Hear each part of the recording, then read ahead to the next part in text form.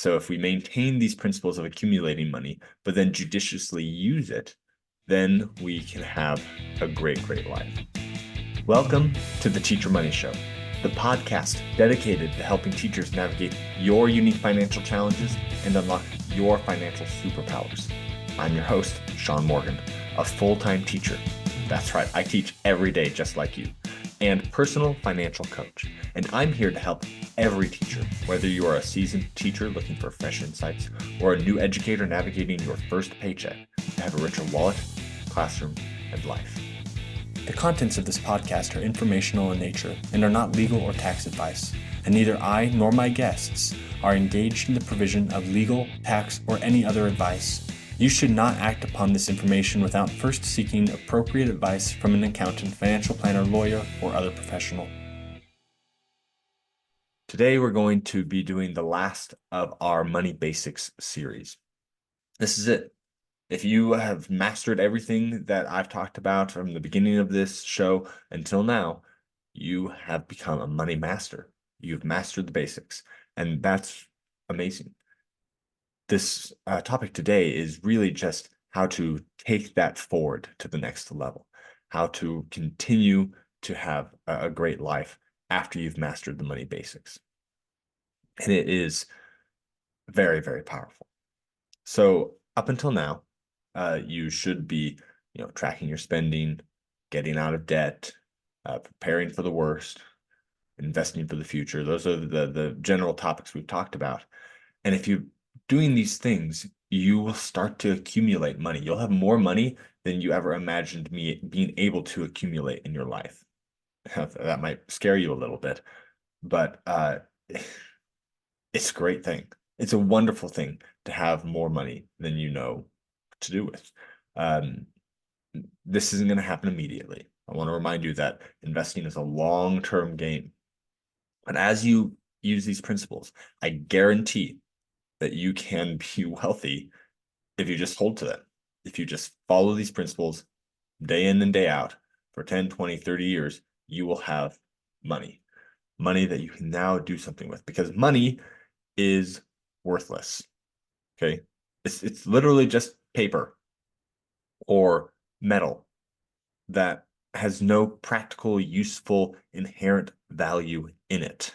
You can't use paper to do use the money for paper to do anything. You can't write notes with it really, or you can't use it to do anything other than maybe make those dollar turtles or the dollar Hawaiian shirt, right? Like you can do some art with it, I guess, but there's nothing useful in it that you usually use paper for.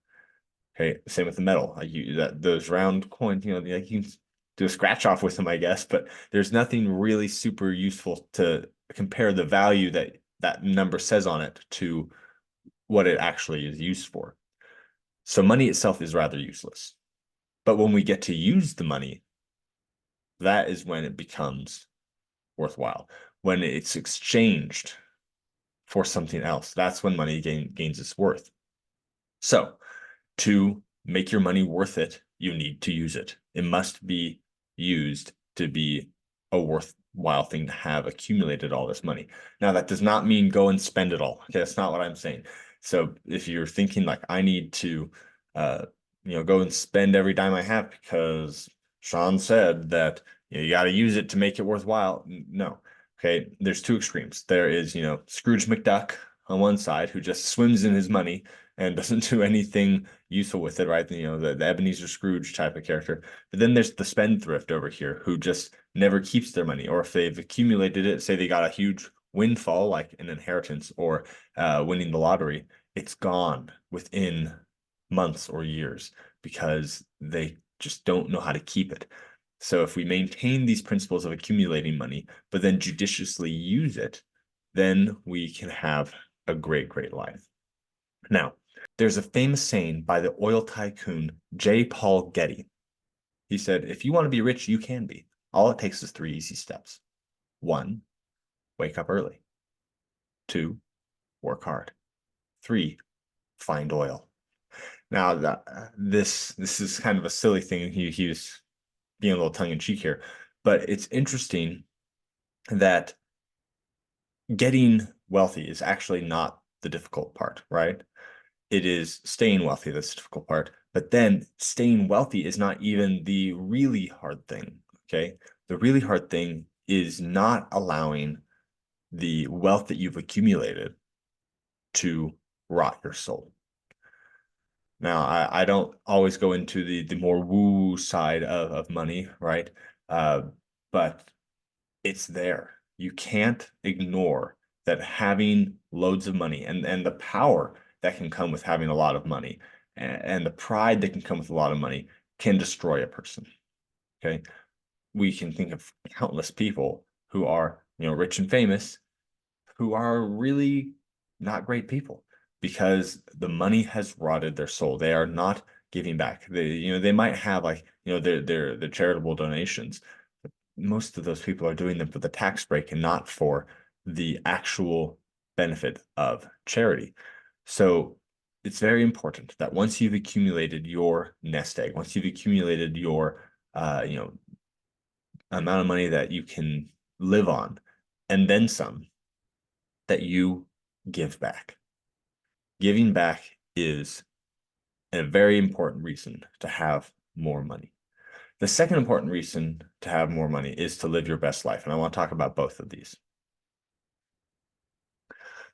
So giving back, giving, charity, handing money out is a wonderful, beautiful thing. It is an ennobling experience. When we give to others, we feel the power of connection with that person as we have helped to lift them up. Now, there's a difference between, giving back and, just like handouts or, turning it into some sort of a program. Because when someone else does the giving, it's no longer ennobling, right? Like if I am giving to a large organization like the government, and then they turn around and give, I've removed that connection. So the closer you can be to the person that you are giving, the better. Now, this doesn't always work, okay? But when you can really feel that connection, that makes it even more ennobling experience. So please consider the power of making that connection. The next best thing is to give back to local organizations because then you get to see the fruits of your efforts, right? So local organizations who are going to make a real impact in your community, giving back to those organizations is super powerful because you're there. You know that the money is being used properly. There's large charities that do wonderful things, but it's just really hard to tell what your money's even done, right? So that's a problem. But if there's organizations that you truly believe in and their message and their mission, and you're seeing the good that they're doing in the world, then that's the next step up. So, I mean, you can do anything with this money that you accumulated. You can save the whales. You can contribute more to your church. You can help homeless teens. You can build houses in Africa. You can provide supplies to students in need. There are so many things that you can do when you have the means to do it that will make the world a better place. So find those things that are you're able to connect with, and then you'll be able to have the joy of giving and make the world a better place at the same time. It's a powerful thing. The more you give, the more you receive, right? The more blessed it is to give than to receive. That's the idea here. And it is true. It is a true principle that as you give, you receive, and it makes the world a better place. My wonderful, just angelic grandmother said, you can't give yourself poor, meaning you can't become poor by giving to others. So it's a wonderful, wonderful thing to be able to give and help others in need. The second part is living your best life, though. I don't want to understate this because if you just give, but then you're living on beans and rice, or you never get to see the ones you love, right? You're going to be miserable. So making a bunch of money and hoarding it and not giving is one way to make yourself miserable, but also not living your best life is another way to be miserable. And we don't want to be miserable after we've done all this work to accumulate wealth for us and for our future generations. So you've got all of this money, and you are giving, because I think that's the first step before living your best life. You want to make sure you are giving and keep that relationship with money, not about me, but about how it can benefit the world. Once you've done that, then you get to decide what to do with your money. What is your best life? You can work only as long as you are filled with the passion to teach. I want teachers to stay in the classroom as long as they are passionate. I know teachers that have to leave because they can't afford it anymore, and that is terrible. But if you are no longer filled with the passion of teaching and you're only in it for the pension, that's also terrible. So we need to make sure that the money can be used to stay in teaching as long as you want to be a teacher and you have that passion in you. I have a goal to help every teacher become financially literate. The only way that's going to happen is if you help me. Please share this with a teacher friend that you know. Another great thing is you can use that money to start a passion project to help those in need, right? What if instead of giving money to a charity, you founded a charity? How amazing would that be to be able to have the means to run a charity as you are making your community a better place? It's a beautiful, beautiful idea to be able to do that. Also, traveling and spending time with your family. Families are spread out more than they've ever been in the entire history of the world.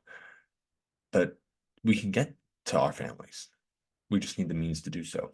Whether you're driving or flying, you can get to your families if you have the means to do so. And that is a worthwhile thing. Or viewing the beautiful things in the world. And I think traveling is fantastic because it often will put you in contact with people who are in need. And you can find ways to give back because you made that connection with that person, with those people, then finding ways to give back and help those people is super powerful. So I love the idea of travel. But if you're not a traveling person, finding ways to uh, really live your best life at home, like pursuing a hobby. Let's say you just have a really strong hobby that you've been wanting to do for years and years, but you have always felt you had to work too much. Well, when you have the money, you can pursue the hobby. You can spend all your time on that hobby because money is no longer the central focus of your life. So I can't really tell you what your best life will be. You must find that out and make sure you include your partner in that because who you are spending your life with should have a best life along with you. So to review, money is worthless. It has no intrinsic value, but you get worth from your money when you give back. You make that connection with others who are in need and help them. And when you live your best life. These two things make the accumulation of your money worth it. And I would also add that setting up your children to have their best life is another way of doing this. Now, this does not mean just handing them a wad full of cash and saying, go have fun. There's just way too many instances of children who are ruined by unlimited access to money. Now, I mean, I'm not saying your children are going to have unlimited access, but if you've accumulated a lot of money and you just give it to them without teaching them the principles that they need to know and without letting them struggle and learn them for themselves, then that can cause problems. But if you have that nest egg in place and they have learned those principles, how much better can their life be and the life of your grandchildren, great grandchildren, and so forth if you give them that leg up? If you say, hey, I've got a starting place for you that will allow you to uh, live your best life as early as possible. It's a beautiful, beautiful thing because if you're getting to your 50s or 60s and then you're finally able to, start pursuing those hobbies or pursuing those works of charity, and then your children with their leg up are able to do it in their 30s and their children maybe in their late 20s, or if they can spend their most energetic years in their 20s giving back and then move on to a career later. There's just lots of possibilities when you have put money by and are able to train your next generation to use it as masterfully as you have. So here's what I want you to do about this. I want you to dream about your best life. What would you use your money for to give back? What would you use your money for to enjoy your life? If you had 5, 10, $15,000, I know that sounds a lot, a month to use for the good of the world, what would you do? And figuring out what your life is on track to achieve, you can find out what you can do, and you can dream about it, and have fun with this. Talk to your partner on a date. What is the thing that you would do to really have your best life, to really give back together? Because we need strong together relationships working hard to make the world a better place. That's what's going to help us have a better world. But it doesn't have to wait. I want you to realize this, that I'm not saying invest, invest, invest for 30 years. And then once you finally reach enough money, you can start giving back. You can start with a small amount of money giving back, starting now, and then just increasing that every time you're able to increase your wealth is a great way to build the muscle. Because once you've accumulated all that money, and if you don't have the muscle of giving back, then you might have that reaction of, no, I can't, it's my money, I'm gonna hold on to it, I'm gonna be Scrooge over here. uh and that's very possible. But if you've built that muscle of giving back early, just with small amounts of money, it can be very, very impactful as it grows over time. And then realize that if you can't give back with money, you can give back with time. I know that time is a rough subject for some teachers, but giving back with your time, and not giving extra time to your job, but giving back to the community with your time, is a beautiful way that you can start giving back now if you feel like money is too tight in the near future. So let's review. What have we learned in our basics discussions? The first step towards accumulating money is to track your spending. If you're tracking your spending, you know how much money is coming in and how much is going out every single month and where it's going, then you can start to uh, responsibly guide that money in the right way of what you want to spend it on. You need to pay yourself first. You need to make sure that you are uh, putting money aside, that big rock, first and foremost, into your saving towards an emergency fund, and then towards investing. uh, Paying yourself first before you start paying your bills and other expenses is huge. And you need to create a budget. Figure out, okay, this is what I spend money on, this is how much I want to actually spend on those things, and then slowly adjust your spending towards that budget based on your actual spending. Because if you just build a budget before you've tracked your spending, you're going to be wrong and it's going to be difficult. But if you have that tracking in place, then you create your budget, and you create those optimistic goals. I want to spend this much. Let's work towards it. That is a much more powerful way of doing it.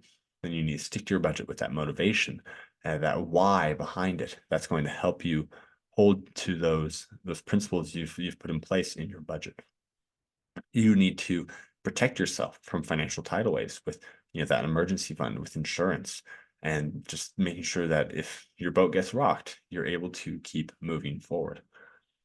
Once you have your fortress in place, right, with your budget and your protection, then you start tackling that debt, the debt that's the highest interest rates and are naturally going to be paid off first if you want to reduce your interest, or the debts that are the smallest if you want to build that momentum. Either way, as long as you are tackling debt with a focused plan, you are able to really get out of debt quickly and efficiently. And it's just a powerful thing to understand your debt and get out of debt. And then once you're out of debt, you start rolling that money into investing. Don't even wait. Start rolling a little bit of money into investing right out of the gate. So that way you have that muscle building. And once you are out of debt, or as you slowly get out of debt, maybe start putting more towards investing to get that time component of investing working in your favor. As you do that, your investments will start to grow. And then when you're out of debt, you can plow all of that money into your investments for the future. And you will end up rich. Now, I'm not saying you're gonna be, Gucci wealthy or whatever, but you will have more money than you thought was possible, and you will then be able to give back and live your best life. And this is the power of good financial practices. So just remember that you are not rich yet. Your wallet might not think that you're rich, but you will be. It just needs to catch up if you've, gotten this rich mentality into your brain. So I recommend that if you need to go back, review these basic principles, whatever step you're on. Say you're now working on creating a budget, go back and listen to that episode again. Understand what creating a budget looks like. If you need to get out of debt, go back to that episode. Get the debt inventory that I created at teachermoneyshow.com/debt inventory, and do these steps one at a time until you are able to be rich. Once again, it's not necessarily true that once you've done all these steps, you are at that moment physically rich, but you will get there. I know that is absolutely a fact. If you have any questions or anything else that you'd like me to talk about, because I'm going to keep doing these one-on-one shows. If you have a specific thing that you're wondering about or something you'd like me to do a deep dive into, you can always send me an email at Shaun, SHAUN, at teachermoneyshow.com, or you can go to speakpipe.com/teachermoneyshow and leave me a voicemail there. I'd love to hear from you so that way I can know exactly what you want to know. I am trying to give great content and help you progress in your financial journey, but I don't know what you need. I don't know exactly what you personally want. So if you can tell me that, I will be more than happy to talk to you about it and really just help as many teachers as possible live their best life. If you'd like to come on the podcast for coaching, to share an expert opinion, or just to talk about a topic you think is relevant, I'd love to talk to you. Just fill out the form at teachermoneyshow.com/guest. I look forward to talking with you.